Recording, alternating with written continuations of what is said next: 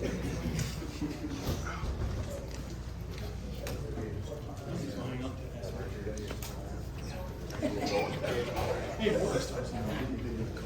I still got the mic.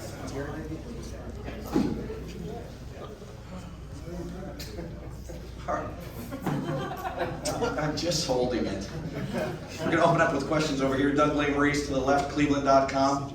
CJ, Coach Day was talking about this. We know you guys can throw the ball. We've seen it, but he seemed really excited that you won a game like this with defense and running the ball. As the quarterback, what did you think of this performance, and do you think this is good for the team to win a game sort of this way? Yeah, first and foremost, I just want to thank God, man, for just having the opportunity to come out there with my brothers and, showcasing our talent. I got to start there, but yeah, like you said, man, the defense running the ball won this game.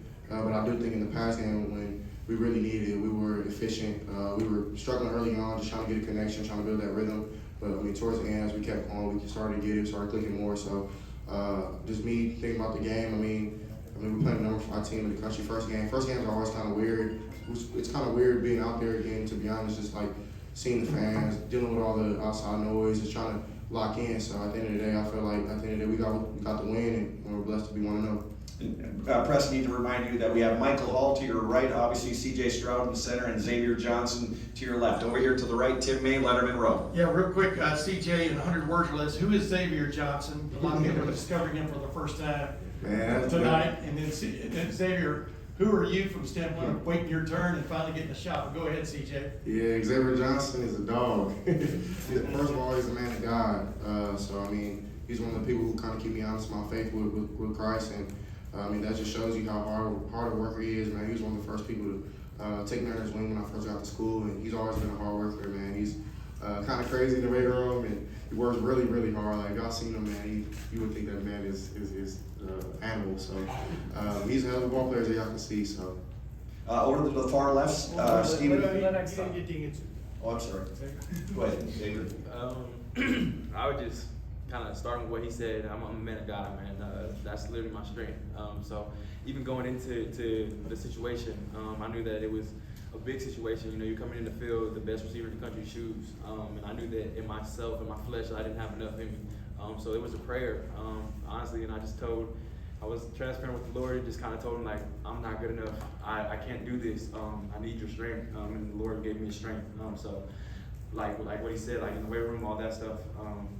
I do it all for the glory of God, man. So I'm gonna say that's who Xavier is. He's a man of God who is trying to bring glory to the Lord's name. You had one of the greatest moments in Ohio State history.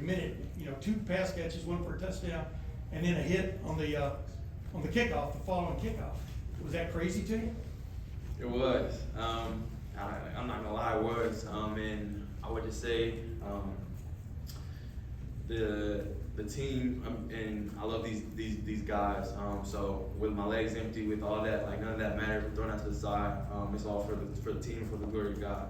And I say that like I just told reporters, it's a testament to Coach Day, it's a testament to Coach Hart, Coach Mick. They just put us in the positions to succeed. So that's all I was. I was in my position doing what I've been coached to do. So. We'll go to the far left, Stephen Means, cleveland.com. CJ, a lot's just been made of the connection that you've got with Jackson. I know you've got faith in all your receivers, but for you, given the connection you have with Jackson, when you lose that, how's that maybe impact you and maybe your approach out there? Yeah, like X said, man, he's the best receiver in the country. And, we build a connection not just on the field but off that helps us on the field. So, when he was out the game, of course, it affects our team, affects our offense. But at the end of the day, when you look at it, we got the job done. So X stepped up huge, JB stepped up huge, Emeka had a hell of a game, Marv played well. At the end of the day, when you look and you boil it down, man, you look at the scoreboard, and Coach Day always says that, man, like, no matter what type of game it is, we always got to stick together. So, I feel like that's what we did. And, no matter how I played or whatever the case may be, we got the win. And it's one of us against the number 5 team in the country. Kudos to Notre Dame. They did some good things. And that's a really tough first game. So, at the end of the day, I'm super proud of my guys. And I think that, we're a tough team. We'll keep proving that. Over to the right, Bill Rabinowitz, Columbus Dispatch. Mike, we heard about you during training camp that you had really made a leap. What was it that enabled you to do that, and how special was it for you to make the impact you did tonight? You said what? I said during training camp, we've heard that you had really grown a lot and made a lot of strides. what did it feel like tonight to make an impact the way you did? I just want to thank God first, and then I just feel like I just came out there and played my hardest and just gave it my all. You know, I heard I was starting by Coach Day just a couple days before the game, so I really just took it to heart and just came out and just gave it my all. Go over here to the left, Joey Kaufman, Columbus Dispatch. Mike, you guys didn't allow any points in the second half and shut them out. What was the key, especially kind of coming out of halftime and playing the way you did the last 2 quarters? Just do exactly what we did in the first half, just trying to stop the run. That's what Coach Vic always preaches about in the weight room, man. On and off the field, just stop the run, just stop the run. So I feel like that's what we did well. We'll go over here to the far right. Austin Ward, Rivals, 97.1 The Fan. Xavier, I'm sure that this is something that you dreamed about a lot of times. How realistic throughout your years here did you think that it could be that you could do that? Then to realize something you probably thought about so many times, what did it feel like tonight? Yeah, it's definitely from Jump Street. I came in and I was confident in myself. And coming in, I was expected to shock the world. You know, as a freshman, everybody does. You know, they come in and they got all these high hopes and expectations. But I will say that kind of just part of my testimony, like the Lord kind of I felt like he took football away from me for a second, and he gave it back in a way that I could glorify him. So, like you said, it was countless nights where, I was thinking about throwing in the towel some nights. There was nights where I felt like I had a foot out the door, but I always relied on my faith and in prayer and to see where exactly I was supposed to be. And I never felt the Lord lead me to leave. And so just kind of seeing, you know, how it came full circle, it's just a testament to his faithfulness.